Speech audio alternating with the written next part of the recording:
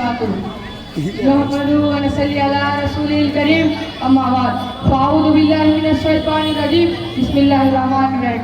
कुल अल्लाहु अहद, अल्लाहुस समद, लम यलिद व लम यूलद व लम यकुल लहू कुफुवन अहद। मोहतरम सदर मजलिस, आसातिज़ा इकराम और दोस्तों, मेरे सामने बैठे अजीज साथियों, आप लोगों के सामने एक छोटी सी तकरीर लेकर रहा हूँ। उस तकरीर का नाम है यौम आज़ादी। आज का दिन 15 अगस्त हमारे लिए सिर्फ एक तारीख नहीं बल्कि एक एहसास है, एक याद और जिम्मेदारी है। आज का दिन हमारा प्यारा वतन हिंदुस्तान आजाद हुआ था। हमें अंग्रेजों के तौहीद गुलामी से नजर मिली। यह आज़ादी हमें तोहफे में नहीं मिली बल्कि हजारों शहीदाओं ने अपनी जानों की कुर्बान की है। जेलें भरी गई, गोलियां खाई गई और सोलियों पर चढ़ा गया, तब जाकर हमें आजादी खाजा नसीब हुई।